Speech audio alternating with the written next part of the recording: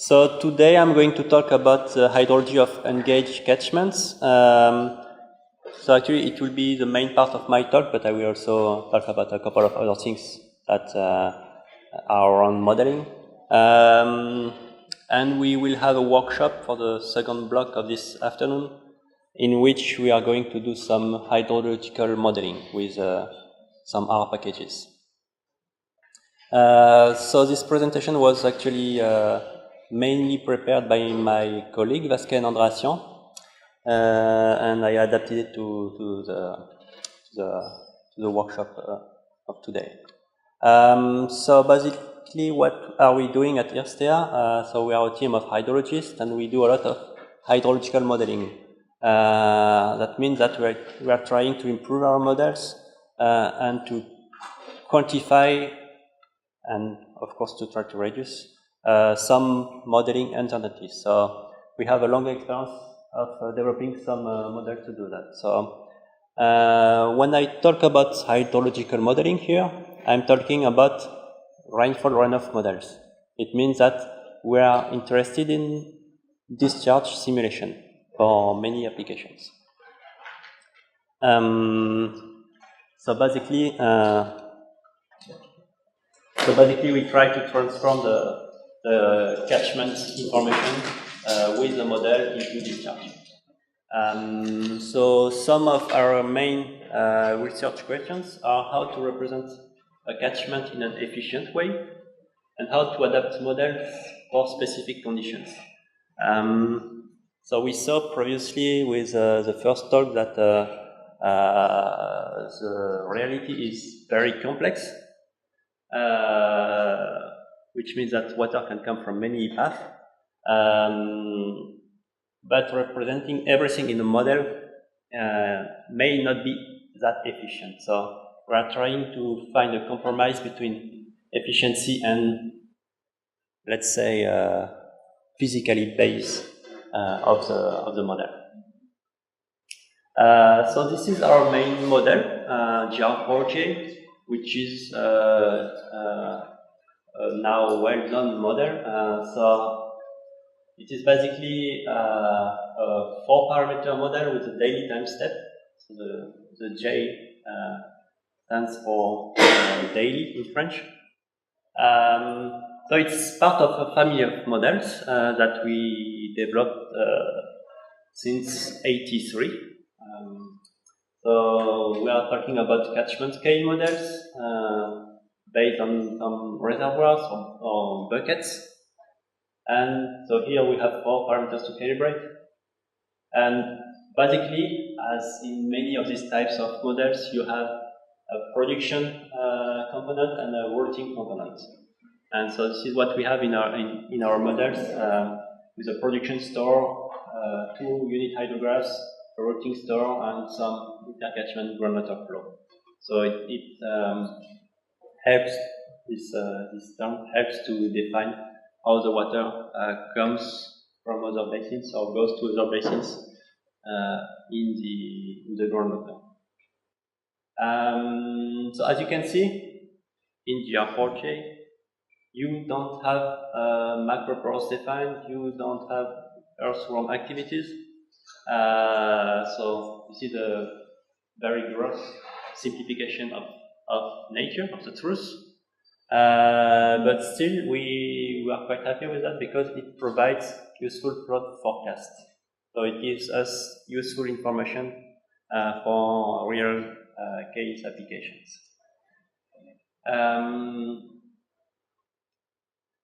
So you could see during this week that we have a large diversity of models. I think you saw HPV earlier, and I saw some of the posters. So you have a very different models. So one question that we are going to discuss just after that is how to recognize a good model, meaning that we have to identify qualities and drawbacks of these models.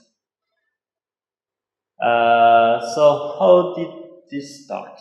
So it started when I was 1 year old, and many of you were not born.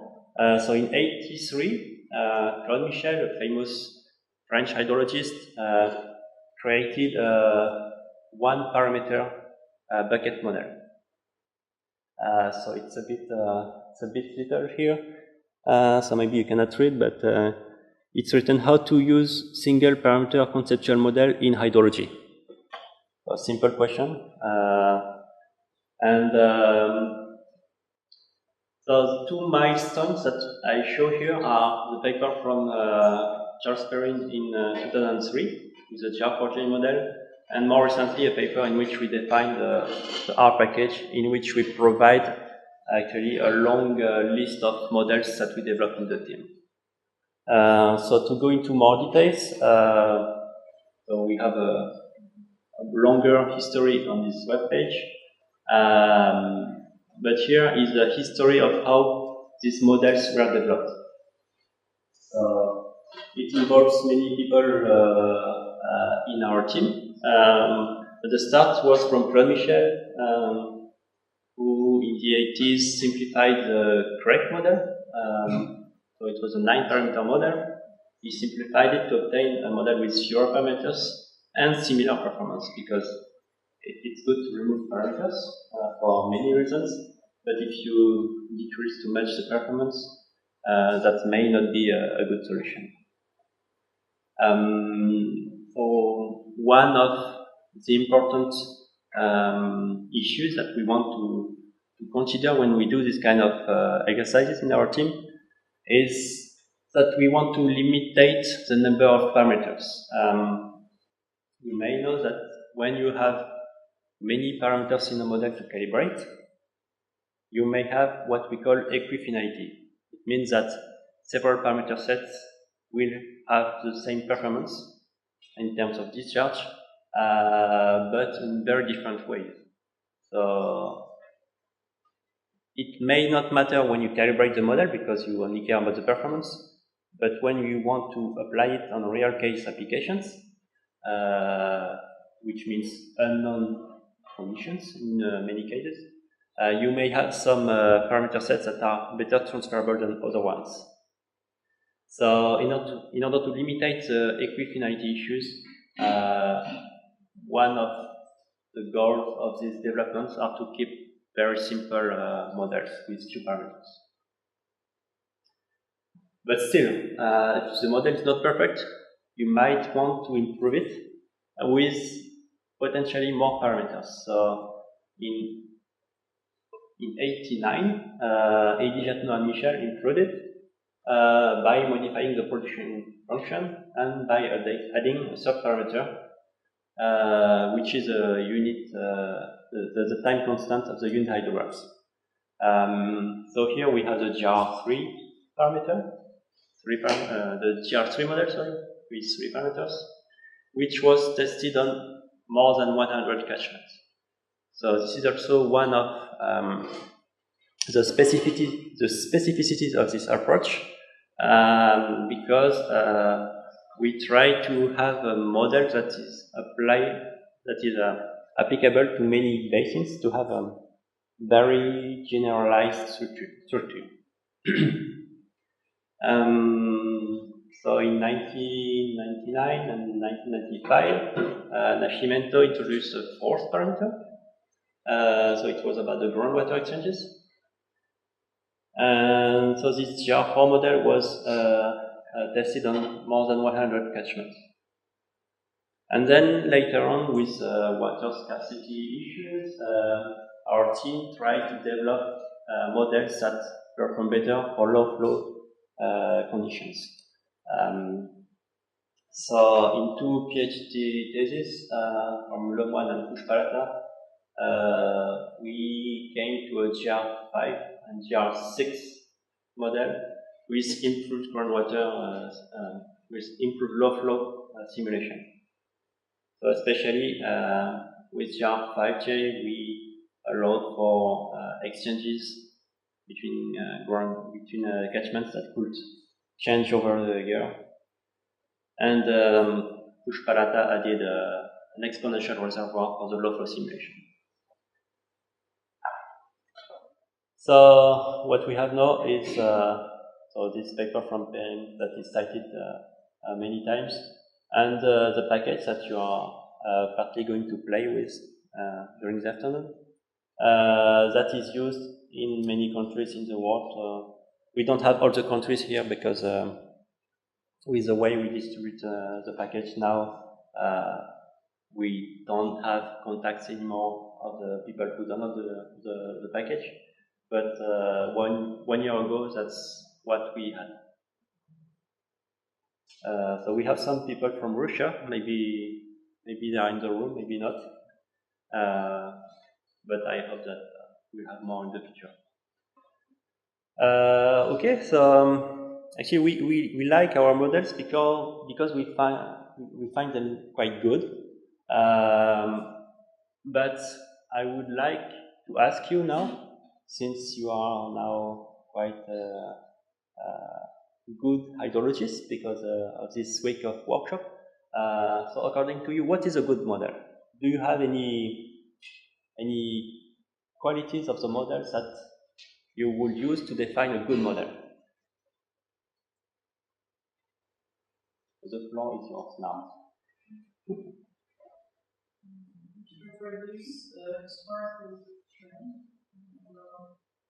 Yeah, it's not an easy question.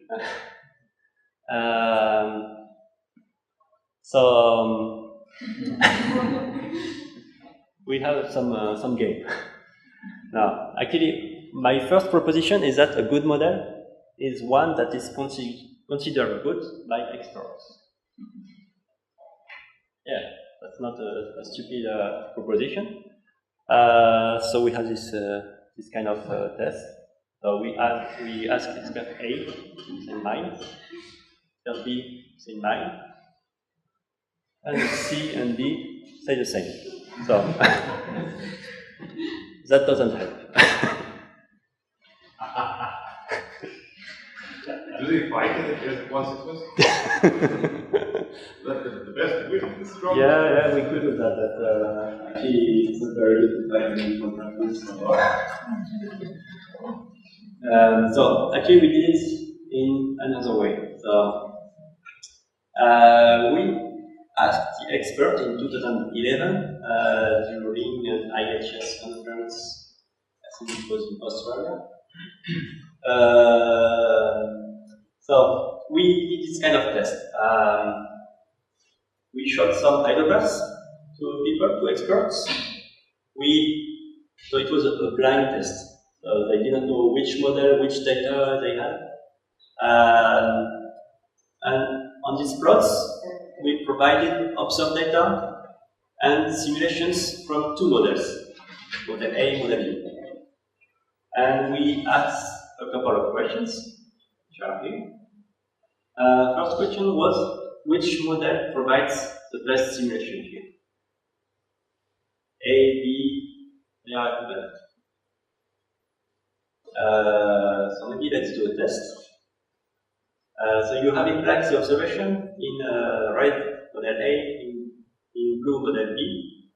So who says that model A is the best one here? No. Model B?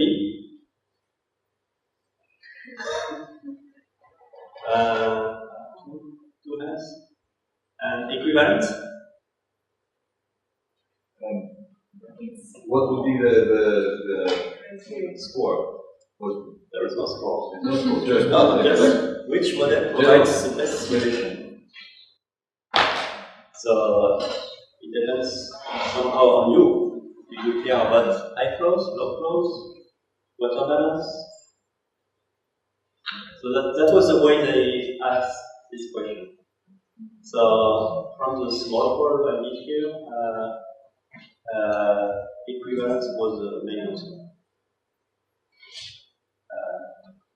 In exception to abstention, of course.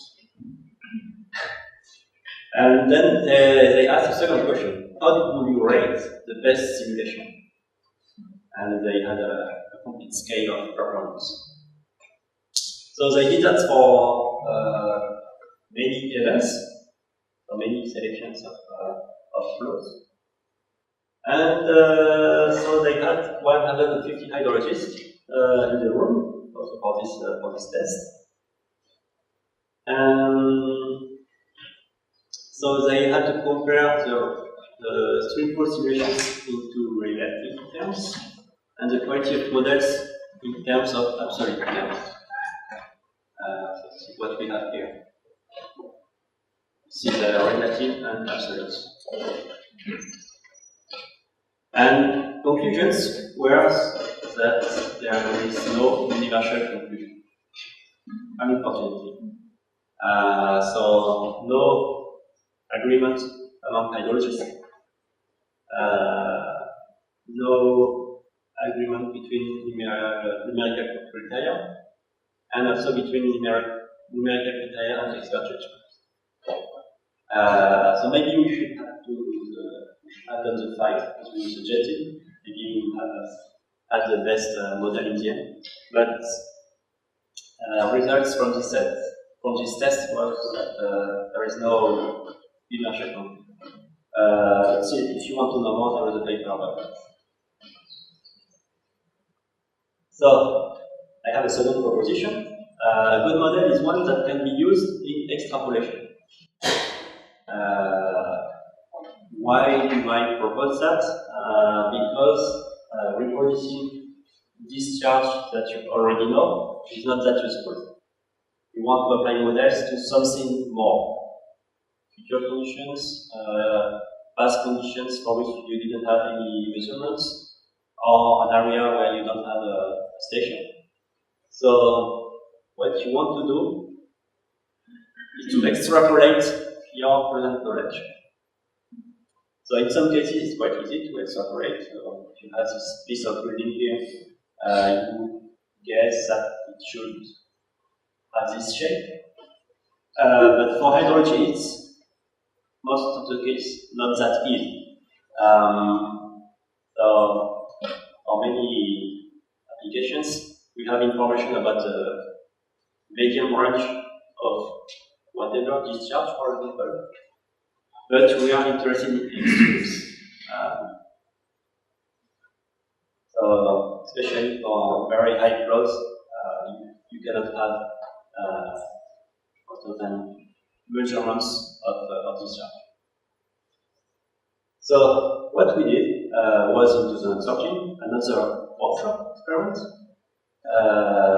It was during the IHS conference in Gothenburg in Sweden, and we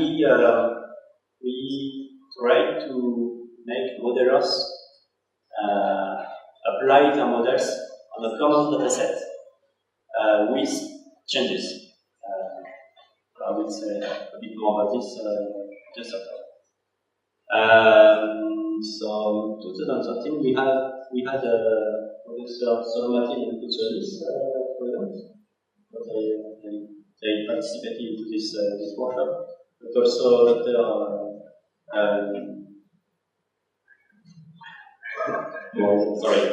Dr. Moreau and almost Dr. Lebedera. So I'm very happy to see you again here after some years. So basically, what we did was I prepared a dataset of 13 catchments with long time series, and from these catchments, we had information about the changes. So it was documented. We had information about the date of forest fire, of dam construction, of big flood. We had data about urbanization rate in the basin. And so we had information that we provided to modelers together with the data. And we set up a protocol in which we asked people to calibrate the models in several periods before and after the change. So the aim was to assess the transferability of the model through a change. So if you calibrate it before the change and apply it after the change, you expect that your model will still be able to simulate the discharge correctly. And if it's not the case, it means that your model should be improved or something is not correctly implemented. So with this common framework, we hope that people would come with some solutions, and also we didn't want to make a formal comparison of models, but at least we had some common conditions of the application of the model, so we could begin to draw some conclusions. So we had very diverse models here. We had some very simple bucket-style models, but also a couple of more physically based models. So I think that you were coming with the EcoMag model, which has some parameters. Semi-distributed. Yeah. Yes, so but you had many parameters compared to other models. Yeah. So if I remember, we had from 1 to 91 parameters in our different models.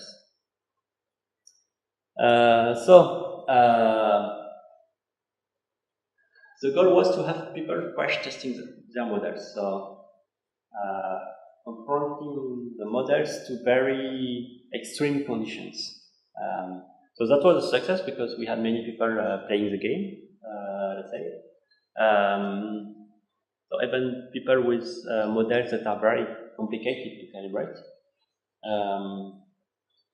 The second goal was trying to make people proposing solutions for modeling the changing catchments. So we had some solutions. So Professor Koutsonis proposed a stochastic framework with Dr. F. Stratiadis in order to consider more uncertainty. But still, we did not get many outbreaking solutions. So still today, there is a lot to do for this kind of applications.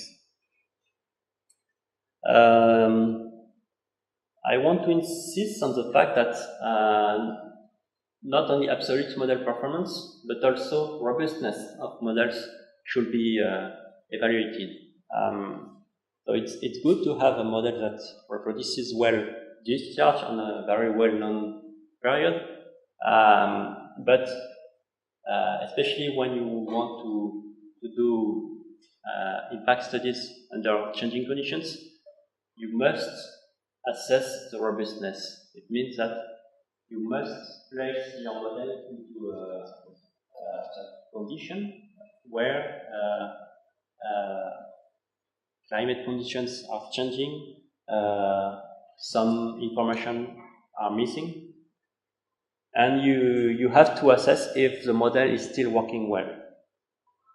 So of course you cannot go to the future and have data from the future. So what you do most of the time is you use past data, you cut the parameter into 2 parts, and you calibrate on 1 part and validate on the second part. And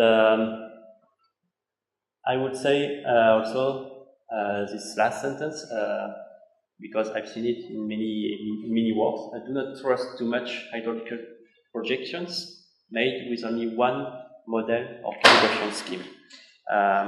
We now know that there is a large source of errors coming from this modeling step.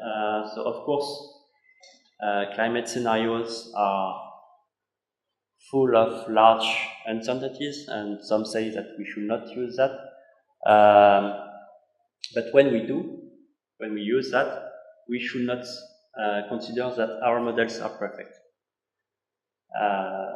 We are hydrologists. We are the one knowing the most about hydrological models.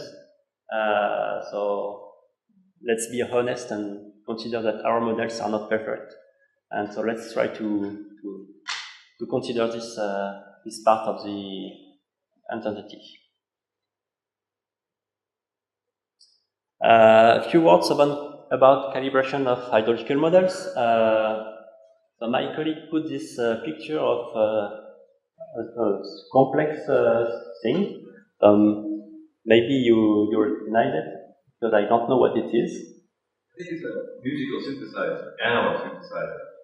Sorry? It's an analog sound synthesizer. Okay. Because it says tremolo, vibrato, something like that. For DJ. Yeah.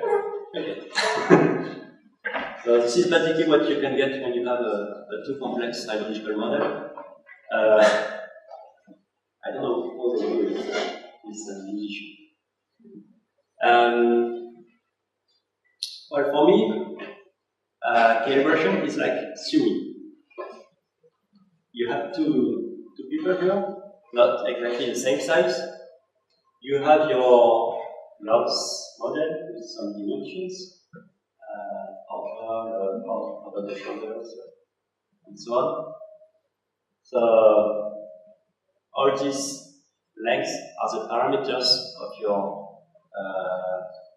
structure model, and you have to adapt these parameters, these measures, to the body measurements. For hydrology, the same. You have two basins here, big one, a small one. You have your hydrological models, and in this model have some parameters that you want to be adapted to the basins. I have another question for you. Who already calibrated a model manually? I should see all hands now. Almost.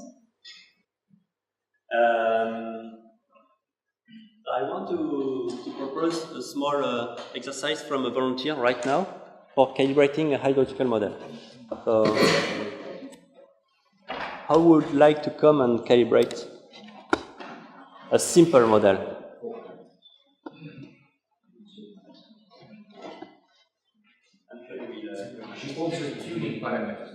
No, this is calibration. So basically what you have in this interface, so you have 4 parameters here on the left. Yeah. They correspond to the GR4J model. So here it's a production store capacity. And then the second one is the intercatchment exchange coefficient. So basically it's about inflow and outflow from the groundwater. X3 is the routing store capacity. Ой. That's a bit too extreme. Проверим, готовы к защите.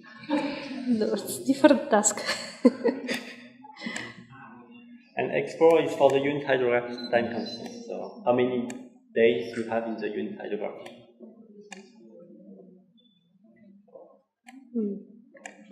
So on the right panel you have a table with some scores which define some Nash and KGE scores, values that can help you. Also, if you want, you can click on yes here. Then you will have the last simulation in gray. Yes. If you do big modifications, you can see it up here. Oh, it's too complicated for me. It doesn't. It doesn't go to these peaks.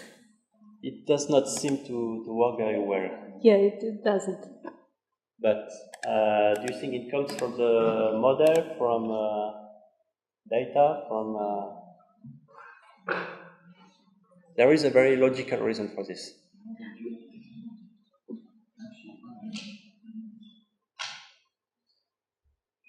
You are allowed to help her if you have any idea.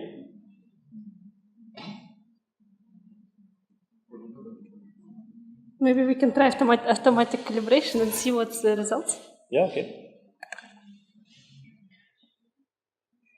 No, that's not much better. Is it rigid? Snow?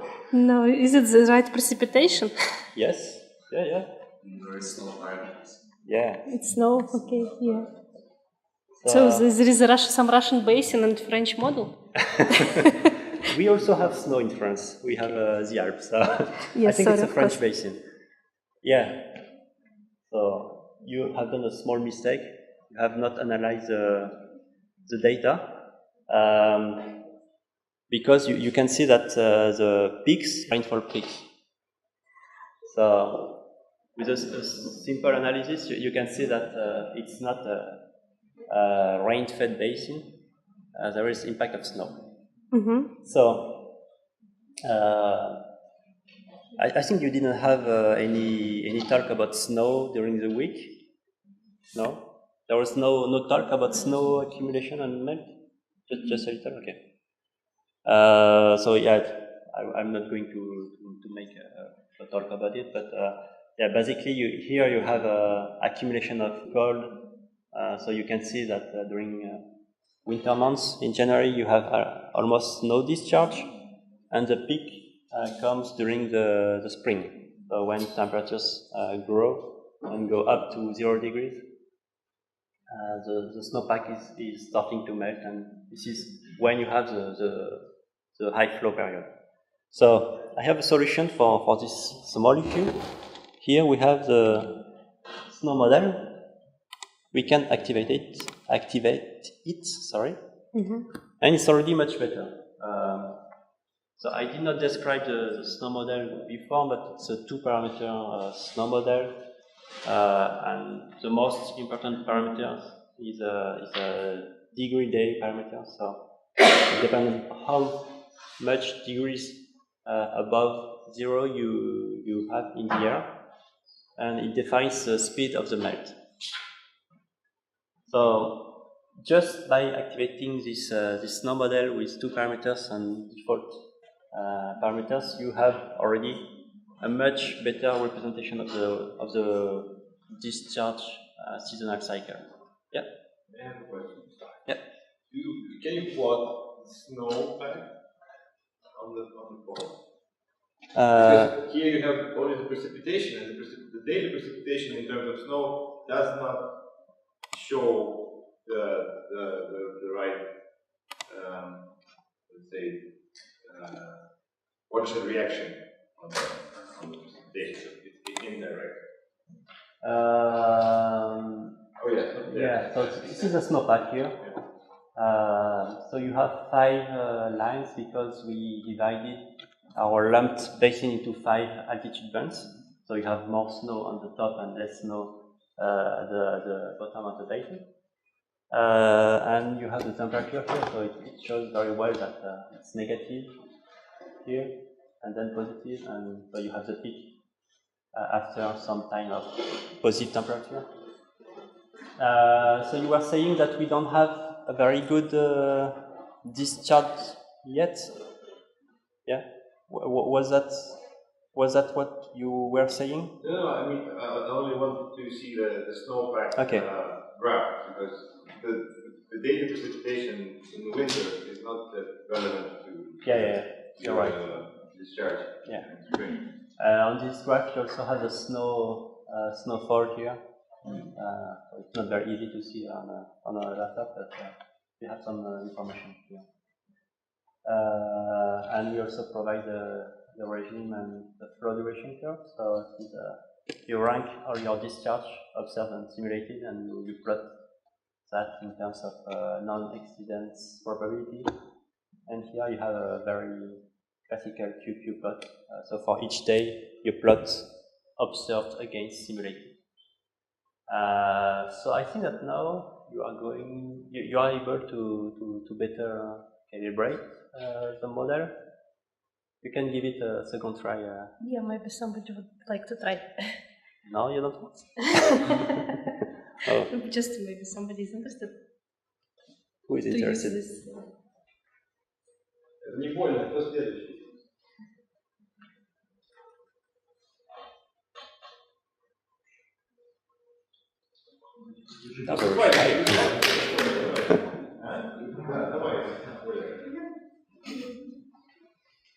Thank you. Thank you.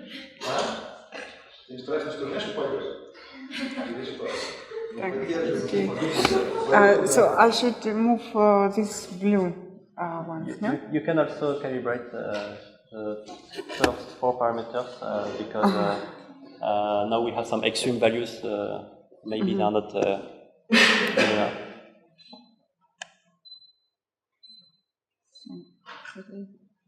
So let's see what is going on.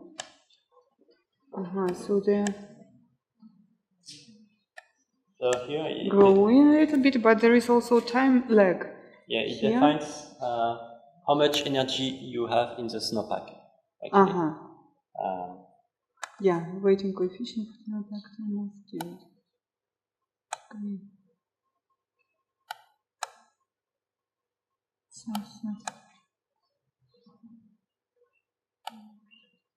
Okay, but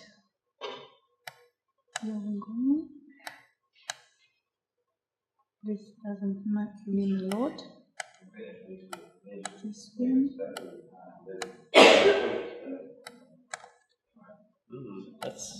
You have something here.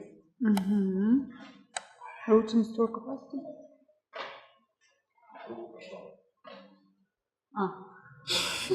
Okay.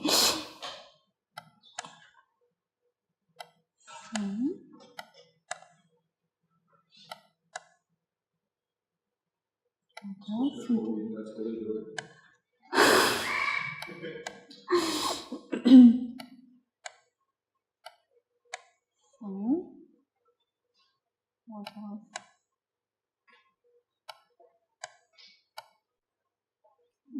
It's beginning to be quite good. Well, something of that kind probably. Like this. And what is coefficient here? 0.45? Yeah. Well, but yes, on the you have it's not good, and here also. Yes, so recession curve doesn't go well. Try to reduce x2 because you have a very high value, so it means that you are getting a lot of water into the basin. Flowing into. Yeah. So it's like extra water. Yes. So we don't have the aquifer layer actually simulated into the model, Water, but we have some fake component to do it. I see. Okay, so you could see that calibration is not always easy, even with a very simple model. So we had only 4 to 6 parameters here. So I think that you are fully convinced that having models with many parameters to tune cannot be done manually. So some people do it. I know some people working with distributed models with semi-physically based components, let's say, and they have people that are hired just to calibrate again and again models on specific basins. So that's very, very complex, and so most of the time we use some automatic calibration to do that on a more proper way, because with automatic calibration you can navigate into the space of parameters and try to combine different options. So now I'm going to talk a bit about ungauged catchments. So this is what you are expecting from the title of my presentation. So what is an ungauged catchment? So basically it's a catchment that is not gauged, which means that we don't have a hydrometric station, a gauge station that measures water level or discharge at some point. So forget about this. These are gauge catchments. We don't have this kind of data with ungauged catchments. But still, in these ungauged points, we have rivers. We can have people impacted by potential extremes. We can have some industries, any goods impacted by extreme events.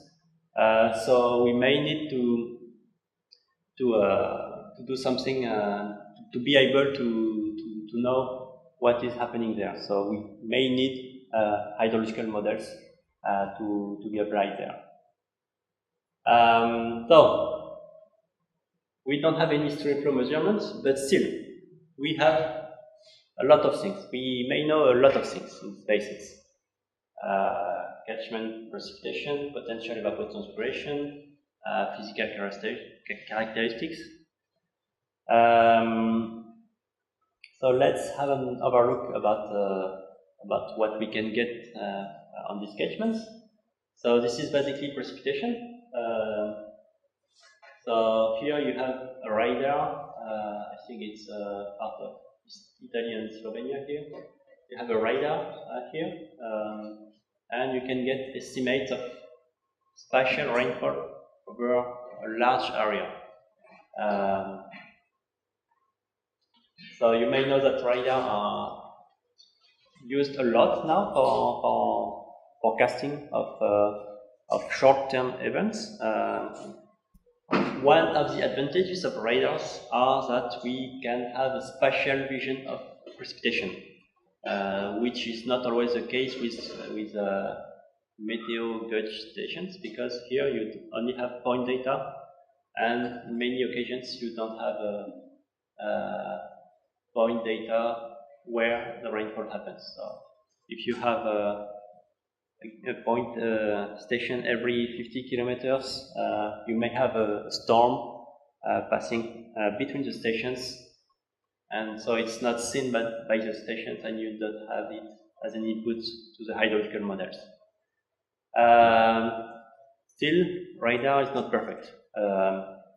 Main issues are that we can be impacted by any item that is between the radar and the rainfall. So if you have a building, it makes some noise on the signal. If you have mountains, forests, it makes some noise. If you have many birds, you will see it on the radar. So it means that the data are imperfect and should be post-processed a lot to be applied on hydrology. But that's a very good source of information. We can also get precipitation from satellites. So here it's a map of global data, where you can see that you have a lot of precipitation between the tropics. So this kind of data is getting more and more used by global hydrological models.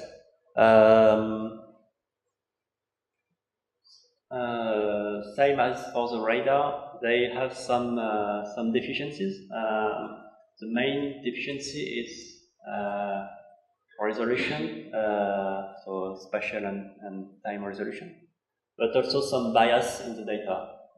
So most of the time they try to correct the satellite data with some ground data. Snow cover. This is one source of information that is getting more and more used by hydrologists. So basically, some satellites are able to define if there is snow or not on the ground at a fine scale. So here, this is a MODIS data, so one of the mostly used data from NASA, and they provide maps at a resolution of 500 meters on the main part of the world. So here you can recognize Russia, and you can see a lot of snow here on Siberia, and also a lot of clouds here. The good thing about this data is that you have data every day at a fine resolution, and the bad thing is that you have clouds. So this data is not available when you have clouds. So I tried to see yesterday night if I could find a picture of Russia for now. It was cloudy everywhere, so that's why I chose something from beginning of the year. So I have no idea if we have snow in Russia right now, maybe in the northern parts. And you told me that tonight we will have snow here in Moscow, a bit of snow. So maybe I will check afterwards. So this is very useful to have another spatial information to feed in our models. DM. So this is basically the information about elevation over all the catchments. From that, you can also build a river network. Vegetation maps. So you know that vegetation impacts the water cycle, especially when you think about evaporation. So here we have some global maps with different resolutions that are available. So they are used in ungauged catchments. Geological maps also. So this can be useful to define what is happening under the ground. So we have some very old maps available in many countries with sometimes very high resolution. You can also define the drainage density. So it's a parameter that says how many kilometers of river you have in some specific area. So here it's for France. Soil maps, of course, is a kind of data that is available in many places. We don't have discharge data, but we still can have some other information. And so we are going to look for some solutions. So the first category of solutions that we could investigate are fundamental solutions. So it means that these are solutions that could work in any theoretical application. So to be honest, I will let all this category of solutions to other guys or girls with much more smart brains than me. So we'll go for acceptable solutions. It means that we'll get some solutions that give information that work to some extent, but they are not perfect. And so in our team, we studied several kind of solutions for years, and I'm going to do an overview of these diverse solutions. So the most simple way to have a model working on ungauged catchments are regressions. So typically, you can define a parameter set of a model on an ungauged catchment from regressions based on diverse relationships. So let's imagine you have some parameters in your model, x1, x2, and so on, and you have some physical characteristics, y, z, and so on. You can define some relationships on many catchments. So the relationships are defined by all the parameters, A and B. And then when you go to a new catchment, you still have information about whatever physiographic or characteristic of the basin. And so you can retrieve the parameter sets here.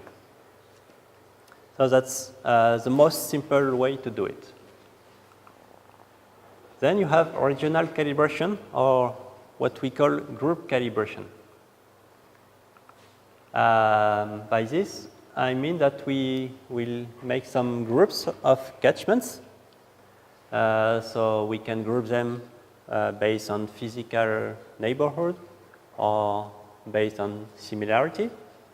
So we choose some adequate physical characteristic and we group them based on these similarities.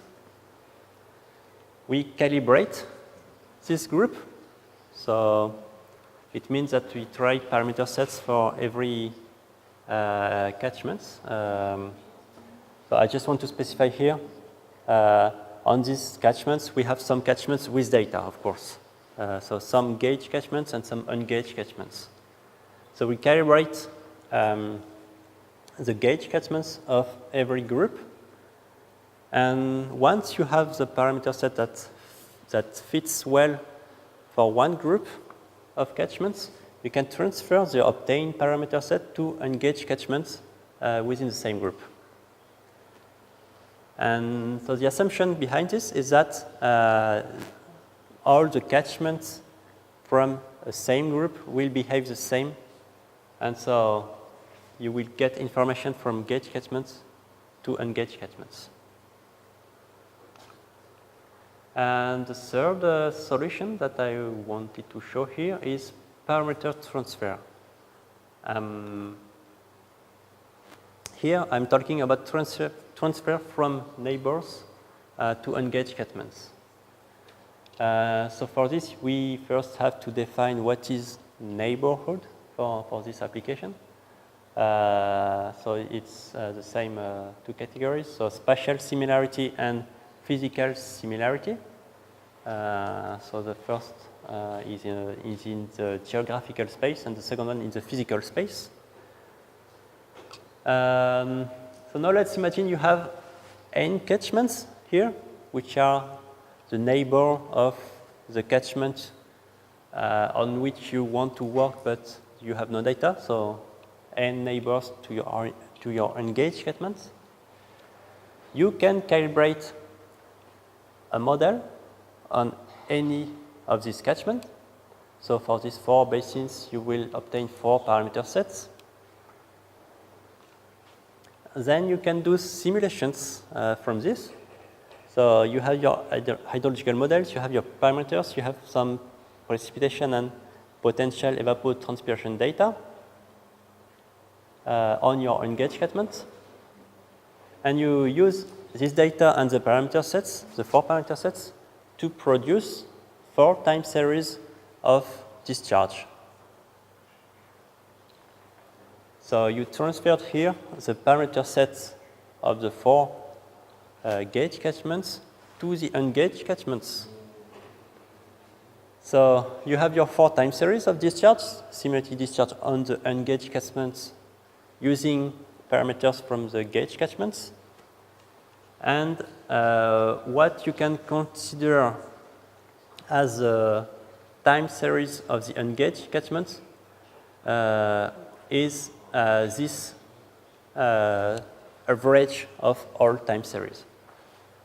So you average here the time series of the 4 parameter sets of the 4 outputs of the model with the 4 parameter sets, and you obtain the discharge of the ungauged catchments. So let's show an example. You have here one basin,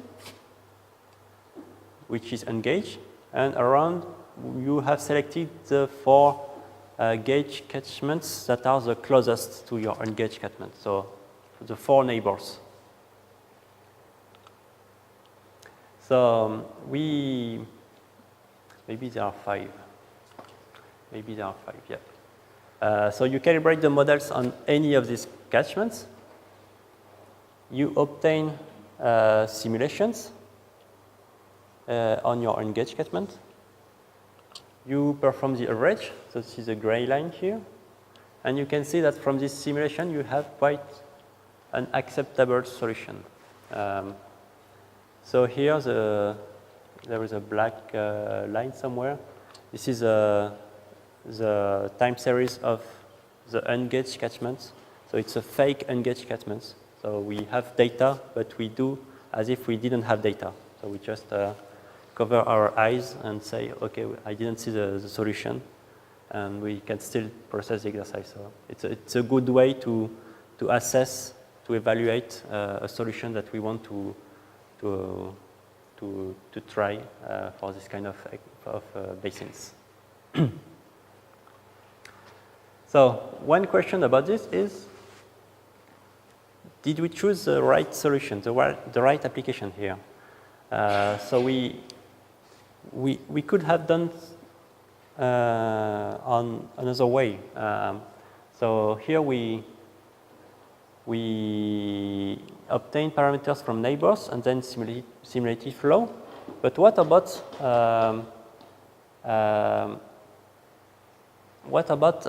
averaging the parameters and then simulating flow? So instead of averaging flow, we could average the parameters and then make a simulation. So in my opinion, this is not a good way to do because when you average parameters, you have parameters that are not compatible together. An average of different parameters can lead to very weird parameter set. So that's why most of the time you try to simulate all the discharge time series and then average the time series. But still, if we want to criticize this, we can say that averaging time series is not very good, especially for extremes. When you average peaks, you most of the time have lower peaks than the extreme simulated by any of the model, which means that you have a kind of compromise between high flow and low flow, which may not be good for some applications. So if you want to know more about this kind of applications of works, we have made some comparisons between different methods, which are in these two papers. And so here you have some elements of answers for the three solutions I showed. So basically, I can say that regressions, in France, it's not a good solution because we have many gauge catchments. So the best solution is to use the neighbors, which contain more information. But if you work on areas with less data, so less gauge catchments, your neighbors will be far from your ungauged catchment, which means that neighbors will not be that close anymore, so they will contain less information. So in this case, you may better go to regression, for example. Now I wanted to talk about scarcely gauged catchments. It means that we have some catchments on which we have some very limited information, very limited discharge measurements. But still, even if it's limited, this is information, so we may want to investigate if this is useful information to calibrate the models. So the questions we want to answer here are, can we calibrate a model with just a few measurements? And can we improve our selection of neighbors based on a few measurements? So basically, we combine here two different approaches. So the first one on the left is the one that I just showed before. You have your 4 basins. You calibrate on each basin. You obtain 4 time series on the ungauged basin, and you consider that your time series, your simulated time series for the ungauged basin is the average of the 4 simulations. On the other side, you can use this method, which is called DISP, for discrete parameterization. So here it's quite similar at the beginning. So you have your neighbors. You can calibrate, have parameters. You can do simulations, and you obtain simulations on each basin. But the last step is different, because here you will try to implement a selection of the best parameter sets. So how we do that, we'll see it just after that. So the first step of this methodology is to rank the parameter sets of your library. So what I call library is all these parameter sets. So you have a library of parameter sets, and you want to rank them to know which one is the best one. So you are working on sparsely gauged catchments, so you can compute some error criterion. So for example, here you have this few measurements in 2001. You have 7 points, and you can compute a criterion which is the root mean square, not a kind of root mean square error between simulation and observation. So this will provide you an information about the local quality of the model. The second way to rank the parameter sets is spatial proximity. So here you have your ungauged catchment, you have some neighbors, and you can define a spatial proximity. So with some distance measurement. So you have your two, with these two criteria, you can define ranks for each of the two local and regional criteria. So you have your two ranks, regional and local, and you can combine these two ranks with one formula. So it's just a weighted average between the two ranks. So here the global rank is equal to alpha, the regional rank, plus 1 minus alpha, the local rank, with alpha between 0 and 1. Step 3, you have to determine the flow in the almost ungauged catchment using the pool of m parameter sets. So from all the library of parameter sets you have found before, you will select the best ones, so m best ranked parameter sets. You will simulate on the target catchment, on the ungauged catchment, the discharge, and you will do the average of the simulation using all this metadata available. So you can see that with this step, you will need to define two things. The number of parameter sets that you keep, how many best parameter sets do you want to keep. So of course you cannot now before, so in these works they have done some sensitivity analysis to define the best number, the optimal number. So it was 7 for GR4J and 9 for a lumped version of top model. And then you also need to define the alpha value. So you have to define how much weight you give to regional or to local information. So we have done some sensitivity tests. So here it's a performance criterion. So it's a normalized Nash Sutcliffe efficiency on square root of discharge.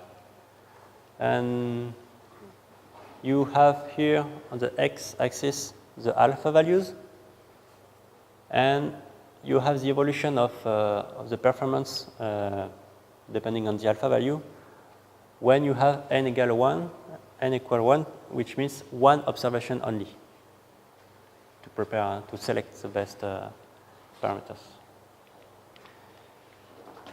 So if alpha is equal to 1, you have a very regional information.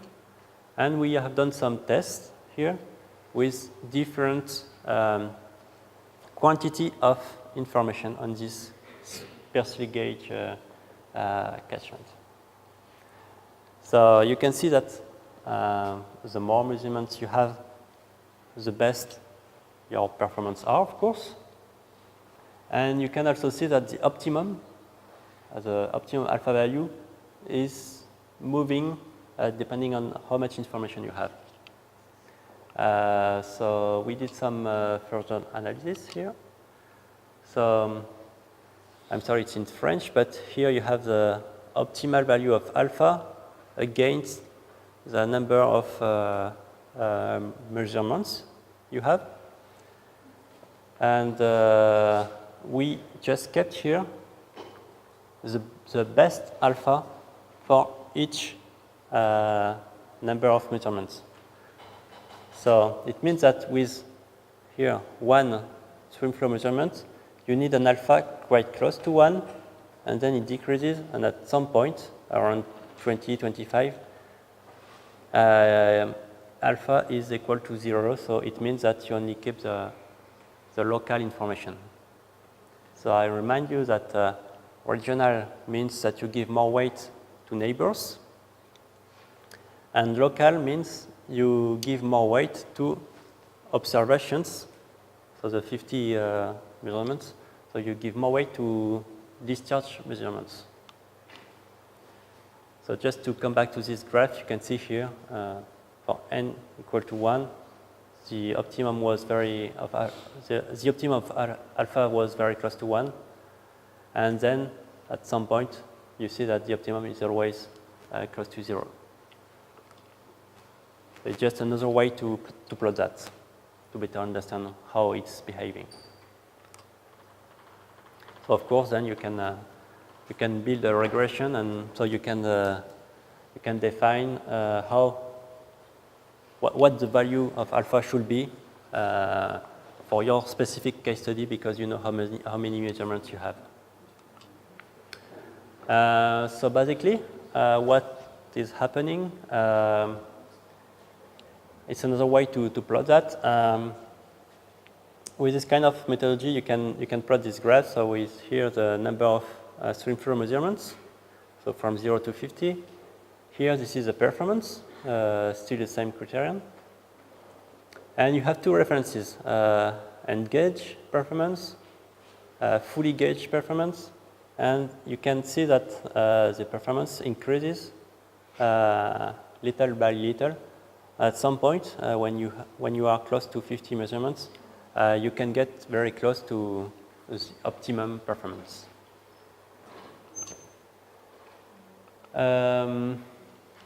Of course, we can discuss some points. I talked about distance to define neighbors, catchment neighbors.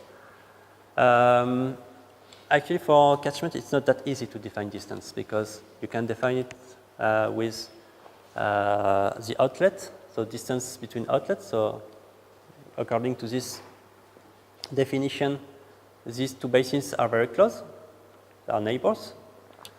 But you can see that this catchment is very close to this one, so maybe it's not entirely a good way to define distance. Especially when you have nested catchments. So here you can see that you can get some more complex distance to define. So one solution is a gauge distance. So in the gauge distance, you kind of use distance between all points of two catchments. But of course, you can also do some simpler things like this so-called hydrological distance, which depends on the distance between centroids, so the center of the catchments, and the distance between the outlets.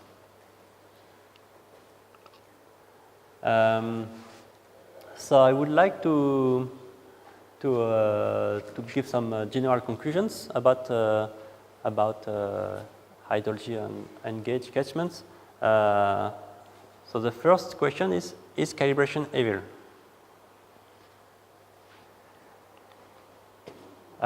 So I'm going to discuss about that. Yes, it is evil, because at some point, when we do calibration, we have to limit our models to gauge catchments. You cannot calibrate a model when you don't have data. So that's not a good thing because hydrology exists everywhere, in every point of the river, not only where we have measurements. Also, most of the time, when we make calibration, we trust the measured stream flow data. So most of the time, we don't consider uncertainty on discharge data. We just say, this is what I measured, this is the truth, so I try to fit that. But you may know that in some conditions, it might be very difficult to measure discharge. It's the case for very high flows, because the rating curve cannot be correctly assessed. Of course, you cannot go into the river during a big flow to measure the water level. You can have issues with ice jams, especially in Russia. So at some point, you have ice everywhere, and it modifies the measurement of stream flow data. So there are many sources of errors for the measurements. Third point is calibration forces us to use models which may be inaesthetic. So it's not very beautiful to have a model with some stores and very tricky way to assemble different components. So here I only show GR4J, but if I show you 10 bucket type models, you will see that they are all kind of similar, but with a mix of all the components. So it's not very beautiful to in a philosophical way of thinking. So, and it's also not very satisfying not to have lots of physics inside, lots of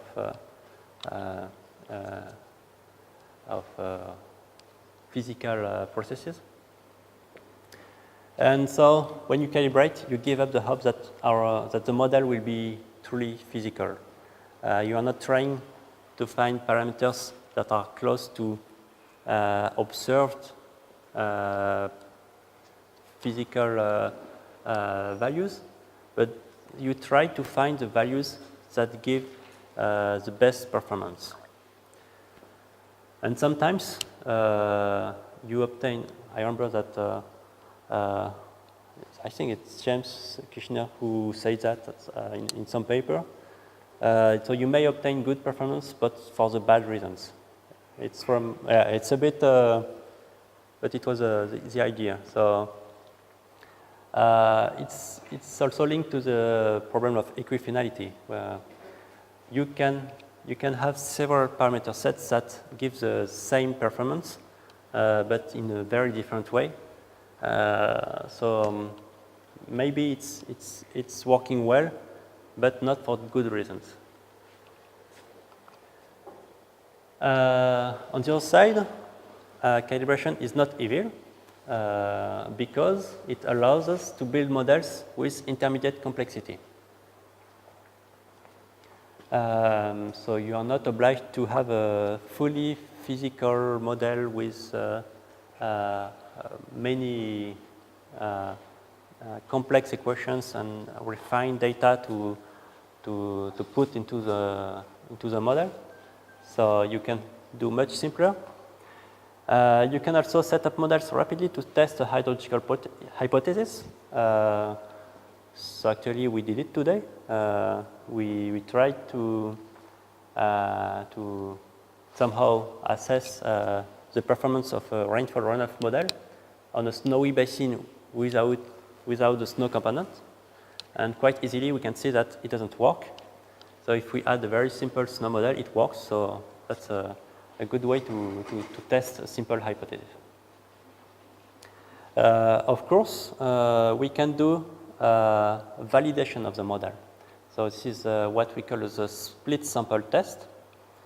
So it means that you calibrate on a period and validate on a second period. This you cannot do with a model that is not calibrated. So it means that you have to trust your model that you prepared from known conditions, of course, but you have to trust it to be good for unknown conditions. You have no way to verify it. And this, for me, is not completely satisfying because you are subject to potential very large errors. And also, since these kind of models are very flexible, you can compensate for some data errors.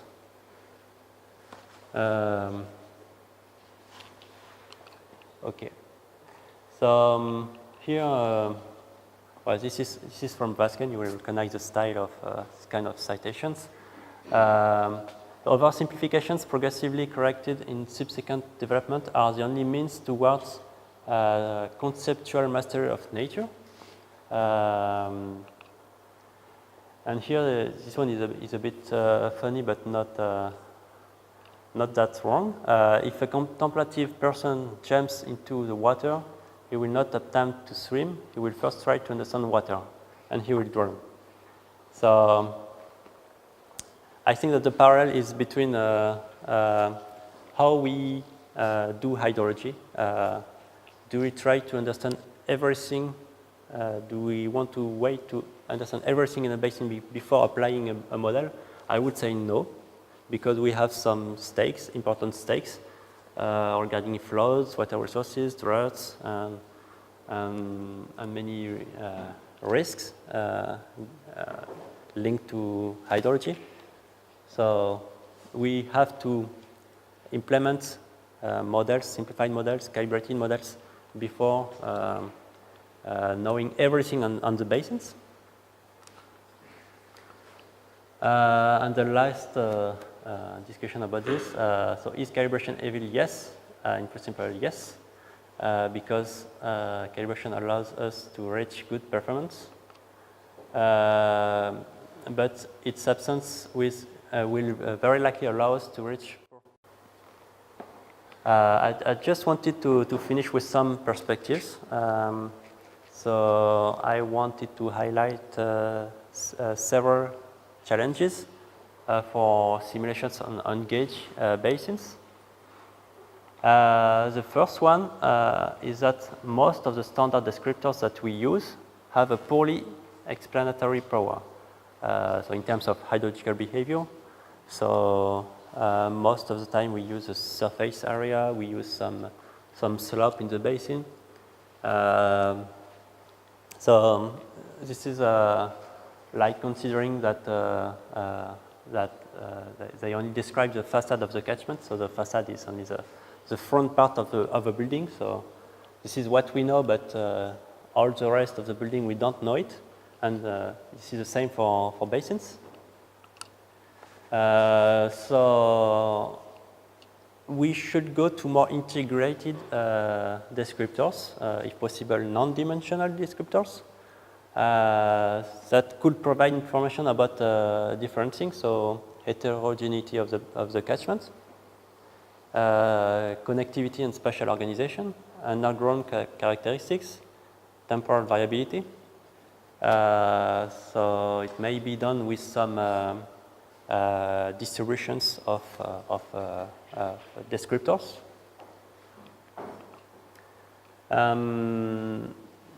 Second challenge was about physical similarity and spatial proximity. So some of the dominant physical processes are just unobservable. There are some hidden processes that we still don't know. So we have seen it in the morning with very, very long-term processes. But still, some of the hidden processes can have some spatial coherence. So basically, this is why most of the time the spatial proximity works very well for applications on ungauged catchments.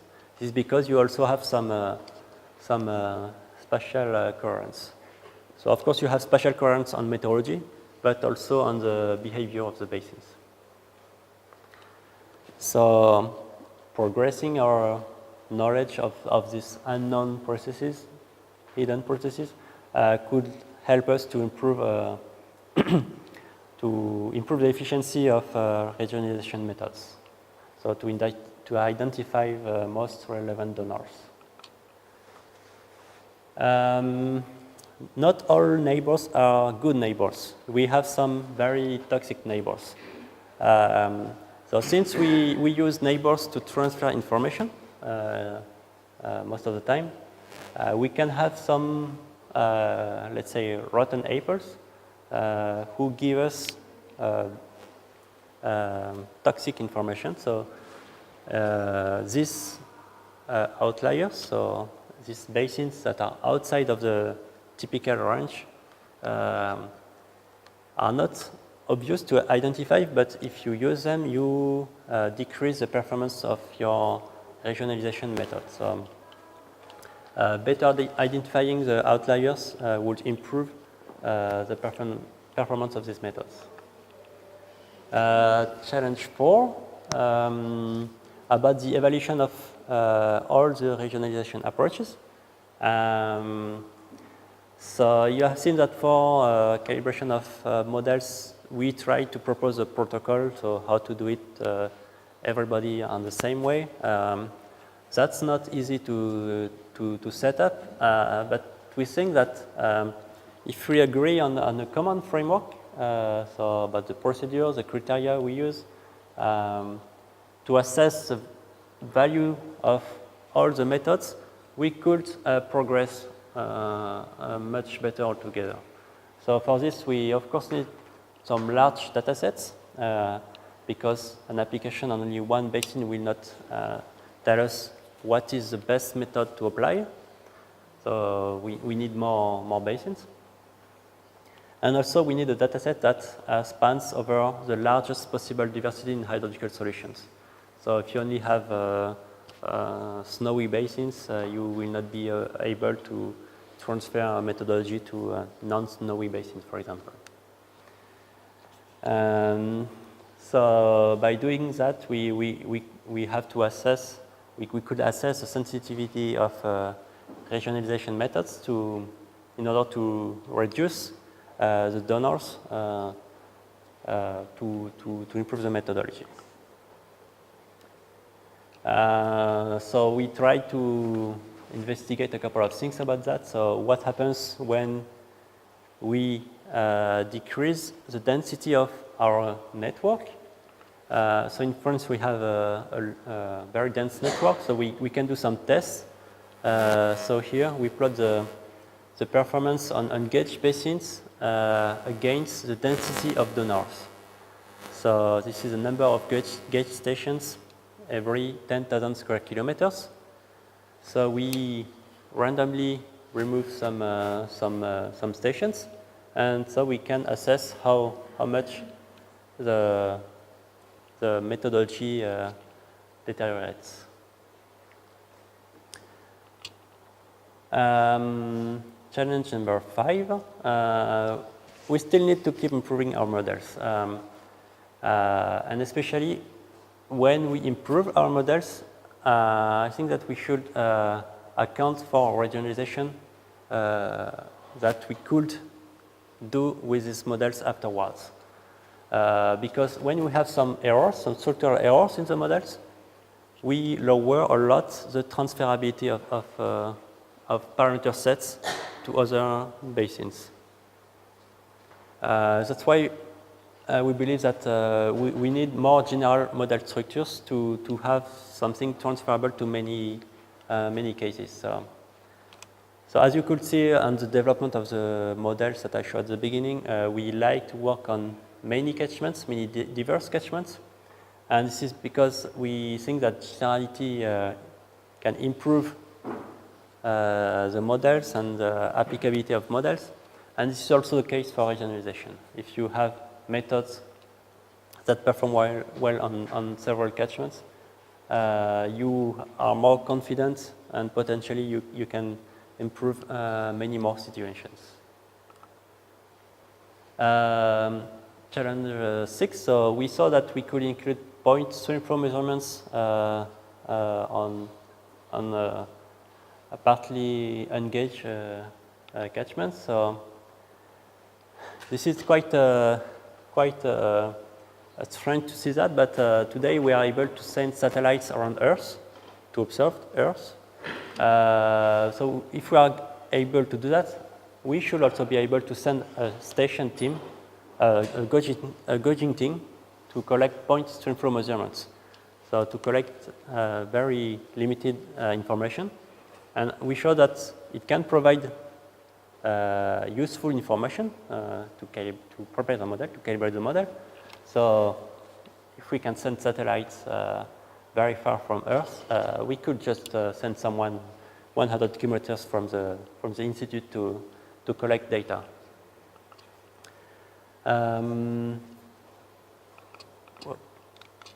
So for this, we will need only a very short time step, so daily time step, and also an adequate kind of assimilation methodology to include the information into the models.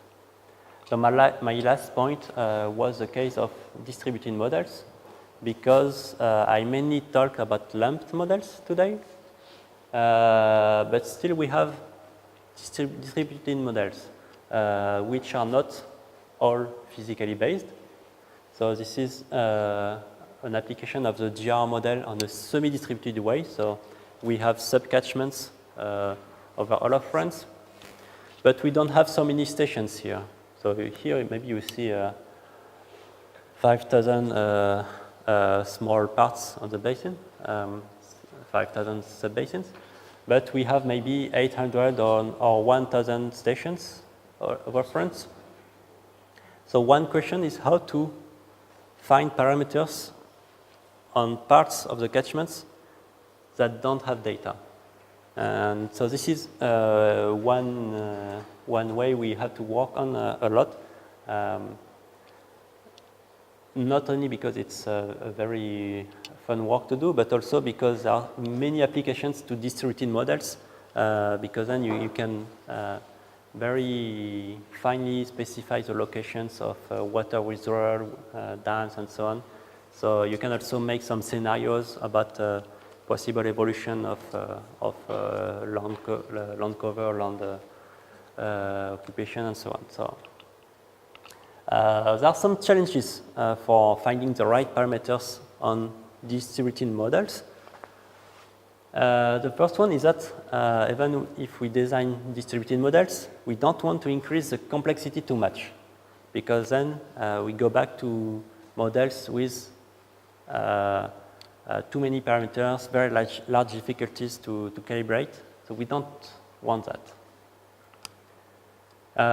Second thing we would like to have is to have some spatial consistency in parameters, because if you just calibrate to have a good discharge without thinking about any kind of correspondence to reality of the parameters, you will have very strange spots. So, for example, a very large production store for one basin, and the basin just after this one has a very small one, because this is what is the best for discharge. So this is not possible to have too many variations. So keeping spatial consistency in parameters is also something that has to be investigated. And also there is, according to me, the issue of data assimilation. This kind of model can be used for forecasting of a few days ahead. You can assimilate discharge on several points of the map. But one of the issues of data assimilation is that it can have some too strong modifications of the water content on some parts of the basin in the models. So it will lead to inconsistent evolution of the variable state in the model. And I think that's all. Good?